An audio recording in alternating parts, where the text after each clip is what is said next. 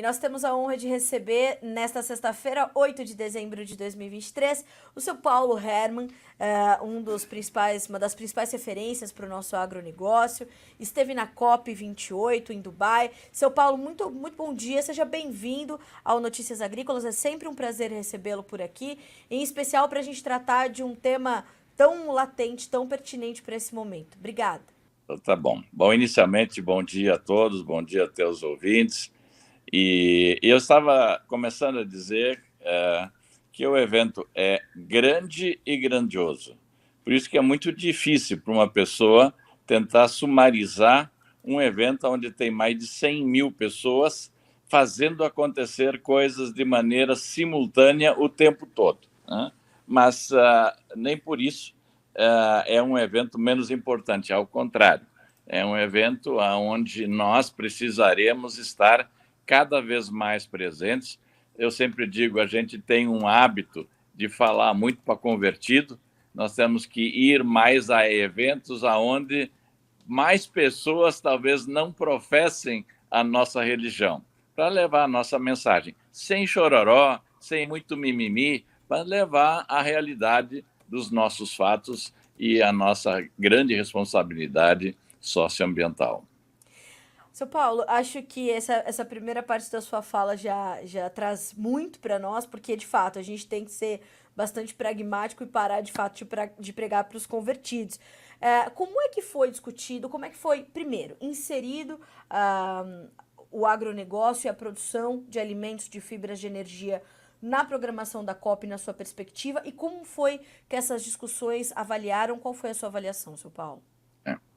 Carla, essa é a primeira conclusão que eu cheguei, é de que é um evento muito difícil de ser organizado, né? Eles dividem o ambiente em zonas, a zona azul e a zona verde. A zona azul é onde estão, então, as representações dos países, os negociadores, as entidades da sociedade civil, né? E a Zona Verde, que fica ao encargo do país anfitrião, onde eles, então, apresentam tecnologias, e esse ano eles apresentaram inovações na área da transição energética, na questão da inteligência artificial, enfim, esse é o pavilhão verde, muito interessante também. No pavilhão azul é onde ocorrem as coisas, e aí é muito difícil a gente poder participar de tudo. Para ter uma ideia, a COP começa no dia 30, de novembro, e vai a 12 de dezembro. E os primeiros 2, 3 dias, eles são dedicados às autoridades. É ali onde são feitos os discursos, é ali onde são feitos os primeiros contatos e se dá início às negociações. Depois você tem, na sequência, cada dia dedicado a um tema.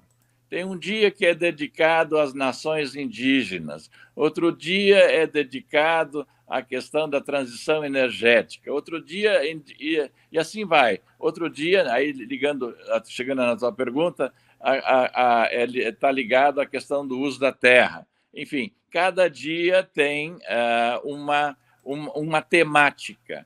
E esta temática, ela ocorre e é discutida em todo o ambiente da feira.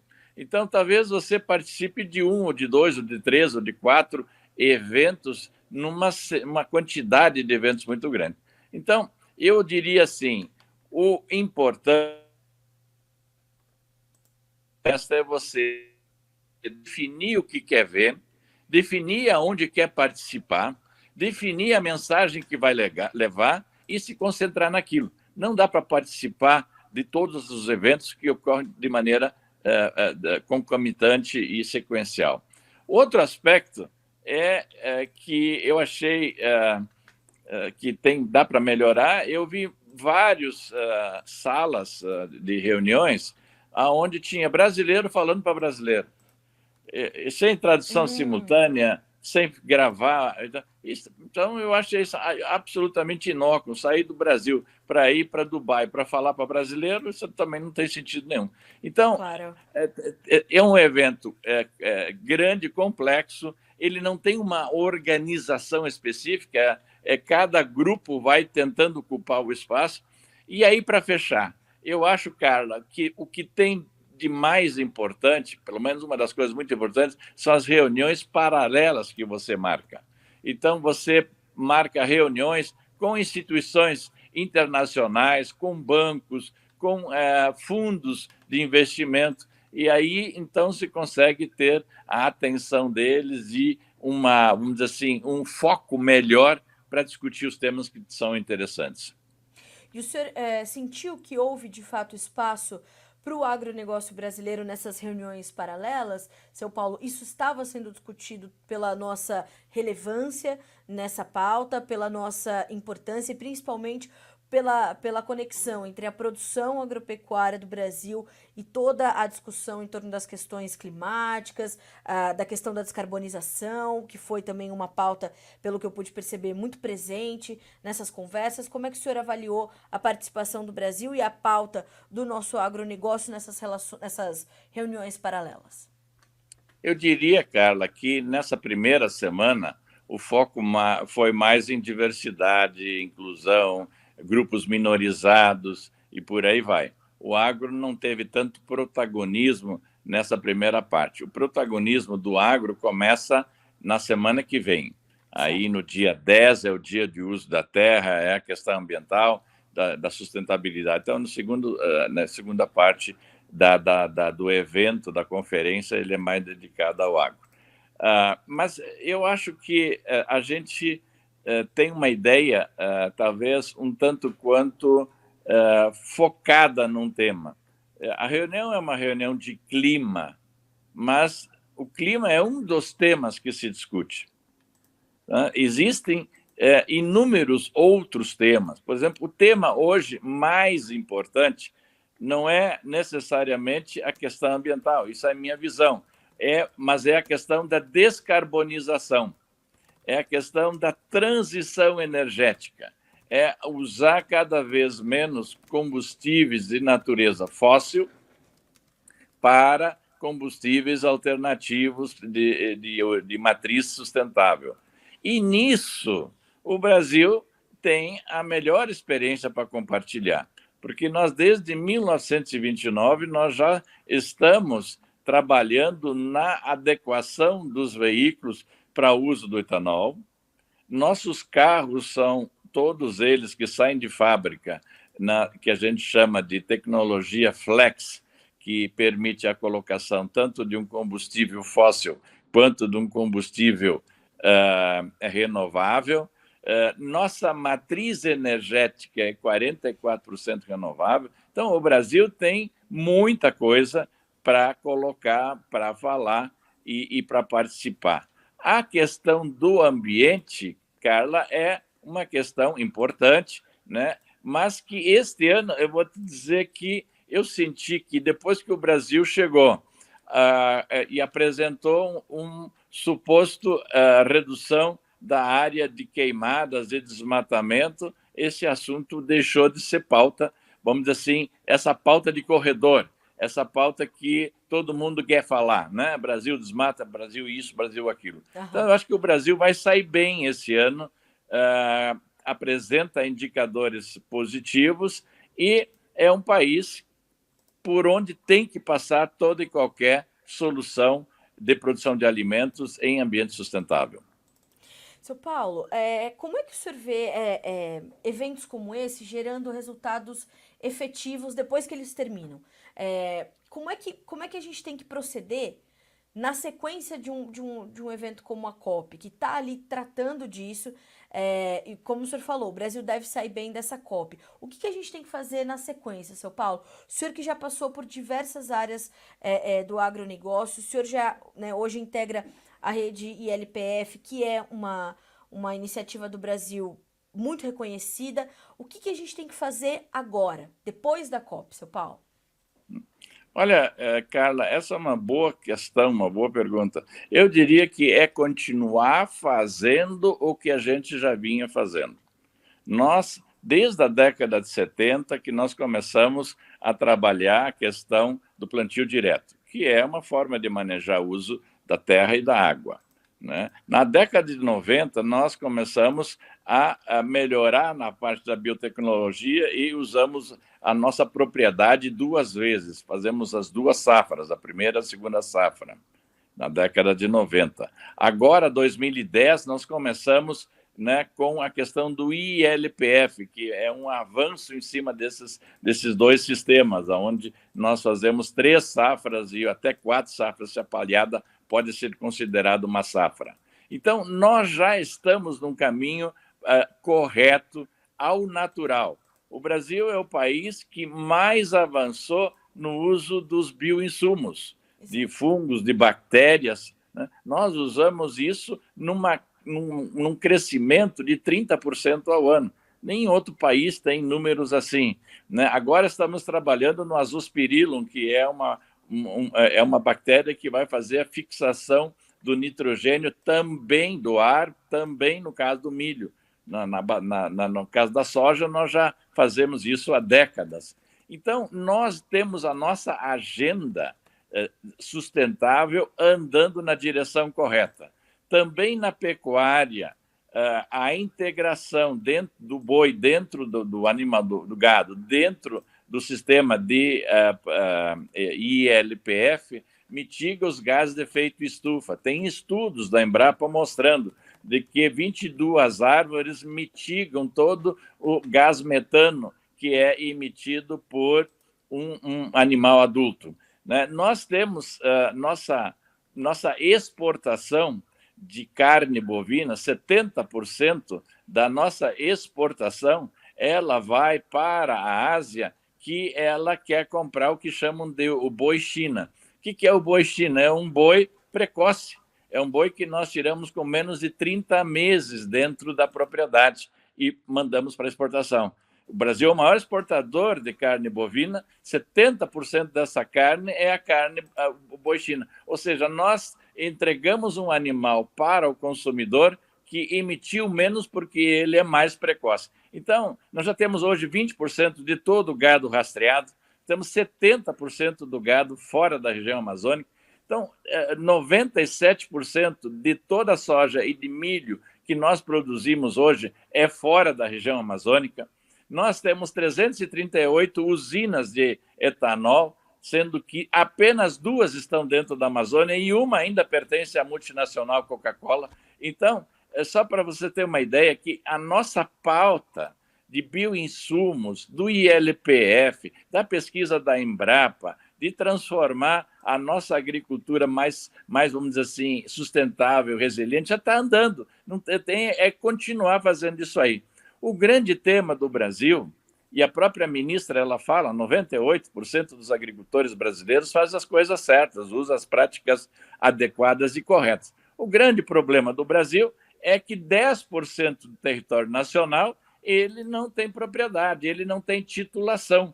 E ali acontecem todos os desvarios, né, que a gente vê ano após ano, né? São as queimadas, são os desmatamentos, é a extração ilegal de minérios, é o contrabando de drogas, de madeiras. Então, tudo que é coisa ruim acontece num enorme de um território que não tem dono. E é isso que precisa ser disciplinado, isso que precisa ser trabalhado com rigor. Mas não tem nada a ver com agricultor, tampouco com pecuarista. Então, de novo, para fechar o raciocínio, nossa pauta está correta, nossa pauta é sustentável, é ambientalmente adequada, o mundo reconhece isso, ninguém tem uma pauta tão avançada quanto a nossa, e aquelas coisas erradas que mancham não só o agro, mas o Brasil como um todo, são casos de polícia que tem que ser, a eles tem que ser aplicados os rigores da lei, e lei não falta no Brasil. Seu Paulo, é muito bom ouvir o senhor falar isso, principalmente quando o senhor traz essa condição de a nossa pauta está correta. E mais do que isso, o senhor começou dizendo que a gente já faz o que precisa ser feito. Como é que o senhor avalia as cobranças que estão sendo constantemente feitas ao Brasil? Elas estão muito mais focadas na nossa competitividade comercial do que efetivamente na nossa preservação ambiental, dos nossos recursos naturais e tudo mais? Claro, Carla, quando você passa a ser o maior exportador de soja, o maior exportador de carne bovina, o maior exportador de frango. Já éramos há décadas o maior de café, de suco de laranja, de açúcar. Você começa a incomodar um monte de gente, né? Começa a gerar desemprego em um monte de lugar e, obviamente, as reações são as mais variadas possíveis. Eu acho que a gente tem que ficar com... eu sempre digo, às vezes a gente se vitimiza demais. Nós não temos que ficar... se não parar de produzir, você vai morrer de fome. Isso é uma bobagem. Eu acho que nós temos que ficar no nosso foco. O nosso foco está correto. Nós temos a liderança da melhor e maior empresa de ciência e tecnologia tropical do mundo, que é a Embrapa. Tem pesquisadores maravilhosos, nossas cooperativas elas estão dando escala aos pequenos e médios produtores. Os bioinsumos, só para dar um exemplo, são um avanço que nenhum outro país registrou. Então, eu acho que nós estamos com a pauta certa. Resolvendo essa coisa desse território aí que não tem dono e que passam para o agro, como se o agro fosse responsável por os desmandos que acontecem lá. Por isso que até às vezes eu acho que o agro tem que se descolar dessa imagem. Nós temos que cuidar das nossas coisas, né? Trabalhar na irrigação. Nós precisamos melhorar agora, por exemplo, você deu a notícia de que nos próximos 10 dias não tem perspectivas de chuva. Isso aí é uma coisa inaceitável para quem está em cima dos dois maiores, né, aquíferos do mundo, que é o aquífero Guarani e o aquífero da Amazônia. Nós temos que botar irrigação, não dá para usar toda essa tecnologia e depois sair correndo para a igreja para rezar para chover. Isso é uma assimetria tecnológica, isso não é aceitável mais nos dias de hoje. Nós não podemos ser extrativistas na água e altamente tecnológicos no resto. É preciso combinar. Não é mais aceitável que a gente tenha aí apenas capacidade de armazenar 200 milhões de toneladas, quando nós já estamos produzindo 300 e tantas.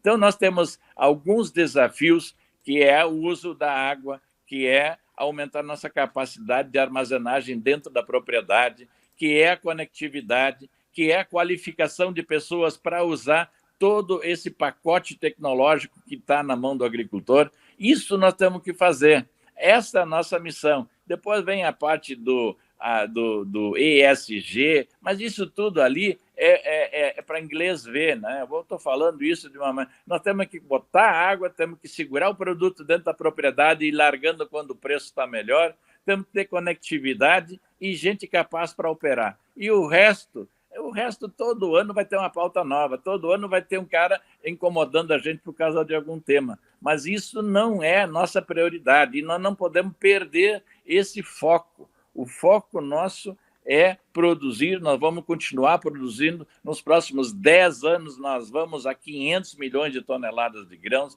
vamos a 300 milhões de cabeças de gado e vamos ser aquele país que vai tirar muita gente da linha da miséria, da falta de comida. Seu Paulo, para a gente encerrar, essa tem que ser a nossa prioridade justamente por isso. O nosso foco central, o nosso foco primeiro tem que ser a produção de alimentos para nós e para o mundo. É por isso que o senhor diz que essas chateações, elas não têm que ser a nossa prioridade, porque a gente precisa continuar produzindo alimento não só em quantidade, mas acessível para o mundo. Essa é a mensagem. Eu acho que essa é a mensagem. 90% dos gases de efeito de estufa vem dos combustíveis fósseis, que não é problema nosso.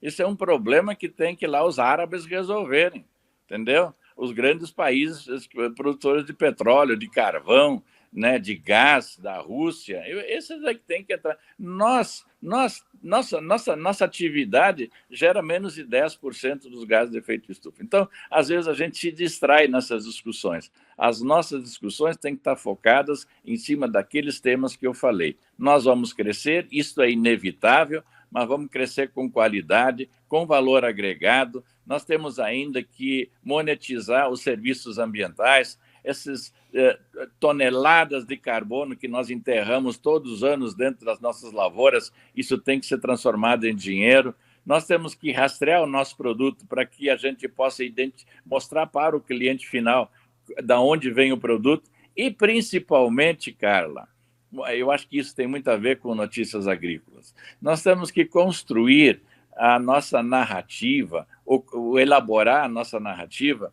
não nessa narrativa chororó, dolorosa, de vitimização, agressiva, porque, veja só, se nós somos um país que tem a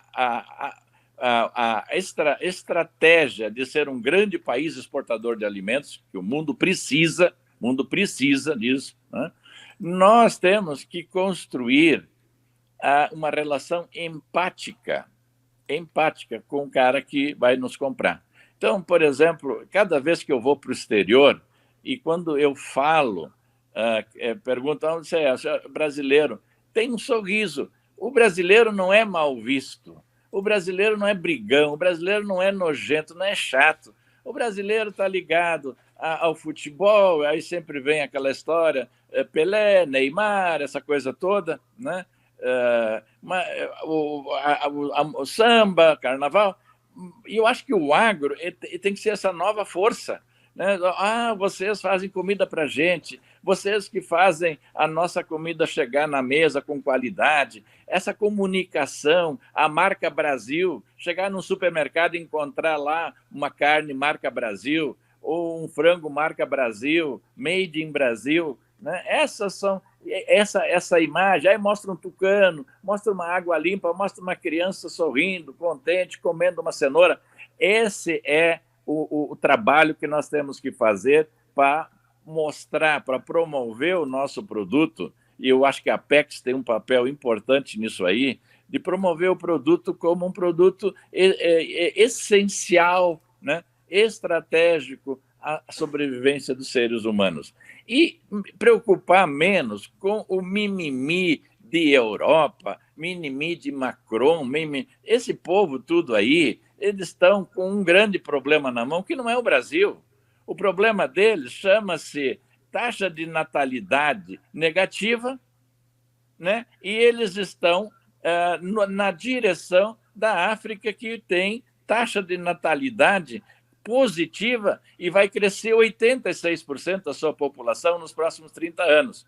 Eu estive agora recentemente em Londres e Paris e hoje tem 750 milhões de pessoas morando, vivendo na Europa e 1,5 bi, vamos pegar esse número redondo, na África, ou seja, um europeu, 2 africanos. E em 2050, a Europa ela diminui 5%, ela cai para 700 milhões, e a África cresce 86%, vai para 2,5 bi, ou seja, a relação de 1 para 4. Agora, andando nas ruas dessas capitais aí, todas, essa relação 1 para 4 já está lá hoje. Essa relação 1 para 4 já existe. Então, a preocupação deles tem que ser com isso. Como é que eles vão resolver essa migração de milhões e milhões de pessoas que vão acontecer a cada ano? E quem vai dar comida para esse povo? Já que lá no hemisfério norte eles esgotaram, não tem muito mais o que fazer. Então, nós não temos que entrar nesse jogo. Esse jogo é um jogo político, tem gente que tem eleição pela frente, então ele tem que ficar de bem com os eleitores dele e fazer um monte de bobagem. Se o acordo do Mercosul com a União Europeia sair, ok. Se não sair, quem vai perder são eles. Quem vai perder são eles. Vamos parar de ficar com esse conceito de que nós somos coitadinhos, que nós precisamos da Europa, porque senão não vamos morrer. Óbvio que nós não vamos jogar fora toda e qualquer tonelada de produto que a gente puder vender para eles, mas o nosso futuro não passa pela Europa, o nosso futuro passa pela Ásia. Passa pela Ásia. Agora mesmo em Dubai, 85% da população dos Emirados Árabes são pessoas provenientes do Sudeste Asiático. É Bangladesh, é Sri Lanka, né? É a Índia, é o Paquistão. Esse povo está lá. 85%, 90% da população dos Emirados é gente que saiu, né, em busca de uma vida melhor. A primeira coisa que faz quando eles melhoram de vida, eles ganham um dinheirinho, eles mandam dinheiro, traz a família, é comer mais. E quem vai dar comida? não é o deserto dos Emirados Árabes que vai fazer comida para esse povo. Então, sem mimimi, Carla, vamos olhar para frente, nossa agenda é boa, nós temos ciência, nós temos gente, agricultor de ponta, e aqui eu queria fazer, para terminar, um chamamento, ou pelo menos uma observação. Nós fomos com a maior representação da COP. Se eu falei que tinha 100 mil pessoas inscritas, o Brasil estava com mais de 3 mil. E o que eu não critico, eu acho que quem vai sediar um dia a COP tem que olhar como é que está se fazendo essa coisa toda. Mas eu acho que está desbalanceado. Nós tivemos mais de 100, só para pegar um exemplo, porque eu não vi os outros, mais de 100 indígenas, representantes de 40 povos indígenas, né? E eu não tive a mesma quantidade de agricultor, pecuarista, produtor de cacau, do zebu, da soja, do arroz no Rio Grande. Cadê esse povo? Eu tinha que ter 500 lá, no mínimo, para a gente começar a se acostumar com a língua inglesa, a conversar com as pessoas, a ver qual o pensamento deles, o que eles dão, onde eles põem valor nas coisas, né? Que tipo de tecnologia eu tenho que entregar, qual é o marketing que eu tenho que fazer. Sim. Então, não é ir para lá para passear, mas o mundo é global, e o mundo global significa que você tem que andar.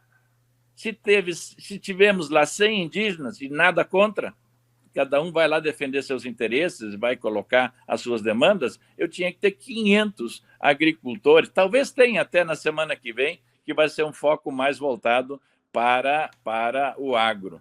É pecuarista, é a turma do zebu, é a turma do Nelore, é a turma da soja, é do café, é do milho, é das frutas, é do peixe. Essa turma tem que estar lá.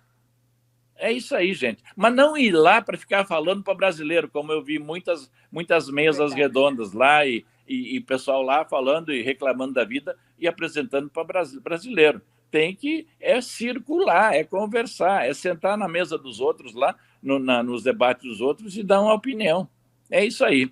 De resto, eu acho que é um baita de um evento, é a aldeia do mundo que se reúne ali, tudo que é tipo de gente mais estranha possível está lá, e nós não podemos ficar aqui reclamando da vida e criticando os outros. Tem que estar lá também.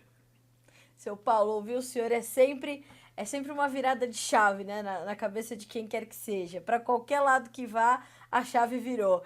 Obrigada por trazer essa perspectiva para nós aqui no Bom Dia Agronegócio, para a audiência do Notícias Agrícolas. É muito importante a gente trazer uma análise tão pragmática, né? A gente começou essa conversa falando sobre isso e é muito importante, o senhor, né, fala, para de chororô, vamos continuar trabalhando, porque amanhã a gente vai continuar trabalhando independente do que estiver acontecendo, né, seu Paulo? Então é muito importante a gente trazer essa perspectiva para os nossos produtores, para o setor todo. Obrigada mais uma vez por aceitar o nosso convite e por dividir conosco essa perspectiva tão importante. O senhor sabe, o Notícias Agrícolas está sempre de portas abertas para o senhor e para o seu conhecimento. Obrigada. Carla, me permite, bem rapidinho... À vontade, por favor. O senhor está em casa. Uma observação. Esse ano, o evento, né, a conferência está ocorrendo nos Emirados Árabes Unidos, né, que foram 7 emirados que se juntaram lá em 1971 e construíram uma ilha da fantasia, né? Quem não foi para Dubai tem que levar um babador para ver, tudo funciona, tudo limpo, é metrô, os prédios mais altos, o shopping mais alto, tem uns 100 hotéis 5 estrelas, né? É uma loucura, né? É uma loucura. E eles estão sediando, e isso foi construído com o quê? Não foi com soja, com milho, nem com boi, né? Isso foi construído em cima do petróleo. Né? E este ano, o presidente da conferência é um sultão, Al-Jaber, e o Al-Jaber é o presidente da ADNOC, né? É a Addis Ababa Oil and Gas, não sei o que, Company. Ou seja, é a companhia petrolífera e pode ser aquela que vai ganhar a licitação que vai ser aberta no dia 13 para explorar o petróleo na bacia do Rio Amazonas, ok? Só para você ter uma ideia. E ao trazer esse povo, que fez toda essa riqueza e que está compartilhando a riqueza com os países, como eu falei, do Sudeste Asiático, eles também estão discutindo se, gente, vamos parar de sonhar. Transição energética não é abandonar todo o combustível fóssil da noite para o dia. Nós vamos ter que fazer essa transição gradual, com uma certa, não sei se lenta ou rápida, mas não vamos ficar sonhando. Então, eu adorei, porque no início teve muita gente que criticou como é que o sultão vai ser o presidente da Conferência do Clima se ele é o maior poluidor. Não é uma questão de maior poluidor, é que tem que trazer essa conferência para o mundo real. O mundo real não é o mundo do todo verde, do tudo bonitinho, quiçá que fosse, mas no final do dia tem que comer. No final do dia tem que criar emprego. E não é emprego em ONG, né? Porque essas discussões de clima também geram um monte de emprego para um monte de gente que fica criando problema para manter o emprego.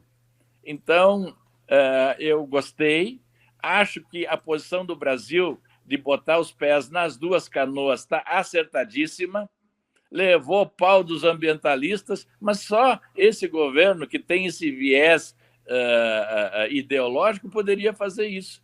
Né? E dia 13 vai fazer a licitação dos blocos aí da bacia do Amazonas, e nós vamos cuidar da natureza, e nós vamos melhorar a qualidade de vida do nosso pessoal. O petróleo tem dinheiro, o petróleo melhora a vida das pessoas, e nós já temos aqui exemplos que nós podemos usar esse petróleo de maneira adequada, sem poluir o mundo, porque quem tem 44% da sua matriz energética baseada em combustíveis renováveis tem moral para dizer esse petróleo nosso aqui, ele faz parte, nós temos que ter. É que nem o colesterol, tem que ter o colesterol ruim, tá? Para que senão você não é assim que funciona. Tem o bom colesterol e aquele que não é tão bom, mas os dois são necessários para o organismo.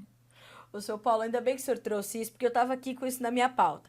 Aí eu digo, mas eu posso também tomar toda a manhã do seu Paulo Herr, porque se deixar, né, seu Paulo, eu vou aqui ficar o dia inteiro com o senhor. E tava aqui na minha pauta. Aí eu digo, mas vai que eu vou tomar muito tempo dele, e graças a Deus que o senhor trouxe esse ponto, porque eu acho que isso foi... o paradoxo se fez entender na medida em que as coisas começaram a ser discutidas, e eu acho que o senhor fala com um brilhantismo, traz para o mundo real. A transição energética, se ela não tiver planejamento e dinheiro, ela não vai acontecer, né, seu Paulo? Exatamente. Eu acho que o governo colocou isso de maneira clara. Tem essas metas que foram colocadas, tem o dinheiro, tem 100 bilhões de dólares que os países ricos se comprometeram a colocar por ano. Até hoje esse dinheiro não apareceu. Né? E ficam fazendo discursos de transição energética e tal, e aí depois os franceses vão lá e fazem 6 novos reatores nucleares. Os alemães ligam todas as termoelétricas à base de carvão. Gente, vamos parar com a hipocrisia, vamos botar os pés, vamos se respeitar. Vamos se respeitar, por isso que nós não temos que baixar a cabeça. E tampouco vamos ficar se vitimizando a vida toda, porque eles não nos entendem, porque nós somos grandes, e quando a gente é grande tem que ter pele para receber pancada. É assim que funciona a vida, sem esse mimimi aí, chororó. Vamos para lá, nós somos bons, nós temos condições de ainda ser muito mais, nós temos área, tem aí 100 milhões de hectares de área degradada que dá para botar a produzir no grão, dá para melhorar, nós temos 1,4 AS de animais por hectare, isso aí é uma vergonha, nós podemos ir para 3, tem tecnologia para isso, 4, dá para fazer mais boi em menos área, dá para fazer mais grão entrando nessas áreas degradadas, sem cortar uma árvore. E é isso que nós temos que focar, e deixar os sheiks puxar essa discussão para o plano real. Porque se amanhã acabar com o petróleo, não vamos fazer mais nada com petróleo, carro nenhum com petróleo, o sheik vai fazer o quê? Vai ficar sentado em cima do Burj lá, o califa lá, no prédio mais alto do mundo, admirando a derrocada do país? Claro que não. Claro que não. Então, essa discussão é super legal que está acontecendo, o Brasil se posicionou bem, vamos fazer a licitação da bacia do Amazonas, vamos botar mais dinheiro para dentro do país, vamos melhorar a vida do nosso povo, vamos melhorar a infraestrutura, a agricultura precisa de água, a agricultura precisa de armazenamento, nós precisamos fazer essa conectividade funcionar. Tomara que o sistema lá da Starlink pegue tração e a gente consiga ligar esse país rapidamente, né, com satélites. É isso aí que tem que fazer. E o resto é pauta, né, para quem quer arrumar emprego e ficar discutindo sexo dos anjos. É verdade. A gente precisa pensar em como é que a gente vai escoar toda essa produção que a gente já sabe que vai aumentar, né, seu Paulo? Olhar para os nossos portos, para as ferrovias que a gente pode fazer, para as rodovias que a gente precisa melhorar. A gente precisa colocar isso na nossa pauta, né? Exatamente. Nós agora já estamos exportando 50% dos nossos grãos pelos portos do Arco Norte. Nem o brasileiro nem sabe o que é Arco Norte, né? Principalmente essa turma aí que fica falando bobagem. Então, 50% já está saindo assim, e é coisa de 10 anos. E esses portos eles vão receber investimento pesado nos próximos anos, nós vamos estruturar. Hoje já tonelada de soja no Brasil, o frete da tonelada de soja da fazenda até o porto está mais barato que nos Estados Unidos. Hoje. Nós sempre tivemos como modelo, eu gostaria de ter um sistema de logística igual ao americano, que joga tudo lá no Mississippi e chega em New Orleans e ali manda para Roterdã, para todas as partes do mundo. Pois então, nós já temos. Nós temos o Tapajós, nós temos o Amazonas, nós temos todos esses rios aí interligados, né, jogando os nossos produtos para fora. De maneira precária, sim, tem condições de melhorar, tem e vamos melhorar. Então, é isso. Nós temos que trabalhar, continuar trabalhando, né? Essa questão desse 10% do Brasil não é um problema do governo A, B, C ou D. Isso está queimando desde Pedro Álvares Cabral.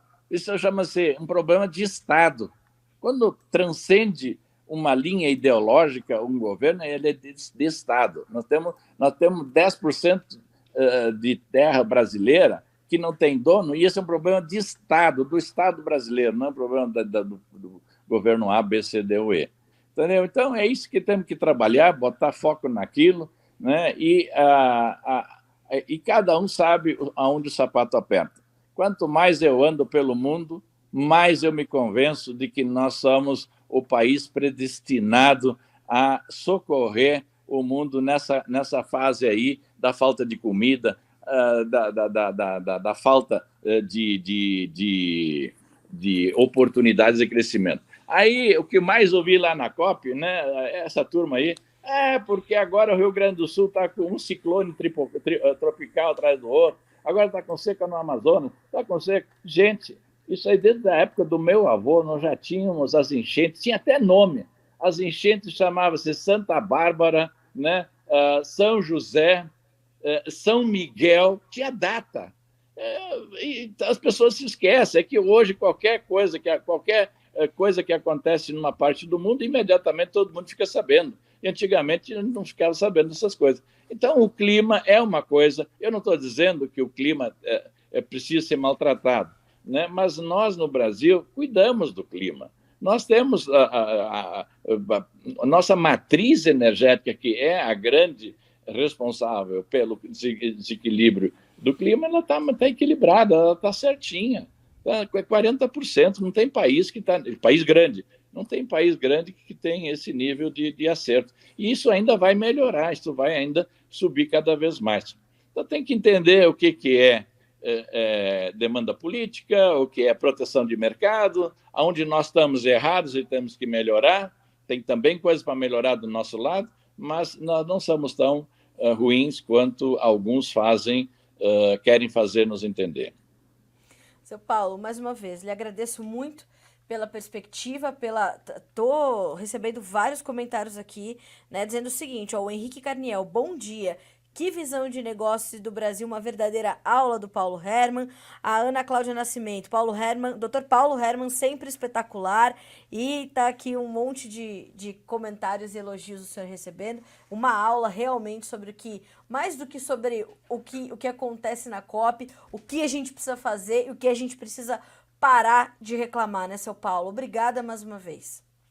A minha primeira impressão é que a COP é um grande teatro. Né? Eu não vou falar a palavra circo, porque pode ter gente que vai se ofender. Então, é um grande teatro. E um grande teatro precisa, em cima do palco, tem os artistas, né? E nós não temos que ficar lá como coadjuvantes, aquele que abre e fecha a cortina. Nós temos que ser protagonistas nesse teatro. É isso. Tão simples quanto. É Um abraço para excelente. vocês. Excelente, seu Paulo. Muito obrigada, viu? Foi um prazer ter o senhor aqui no Bom Dia Agronegócio. Espero que mais vezes eu possa recebê-lo para a gente continuar promovendo essas reflexões aqui para nossa audiência. Obrigada e bom descanso para o senhor que acabou de voltar, mas sei que o senhor é um ávido por trabalho e vai buscar mais coisa para fazer agora na sequência dessa entrevista. Tenho certeza que já tem uma agenda concorridíssima para essa sexta-feira, né, seu Paulo? É isso aí. Muito obrigado pela oportunidade de compartilhar com vocês essas visões. E já estou aqui no estado do Paraná, nós vamos falar aqui de criar um centro de tecnologia, um ambiente para startups, para aceleradoras, incubadoras. Nós temos que trabalhar nisso, focar nessas coisas boas e esquecer esse mimimi da imprensa, esse povo aí que não tem o que fazer. É isso mesmo, seu Paulo. Muito obrigada mais uma vez. Bom trabalho para o senhor aí no Paraná, portanto. Até Um mais. abraço e um bom dia. Um abraço, bom dia, seu Paulo.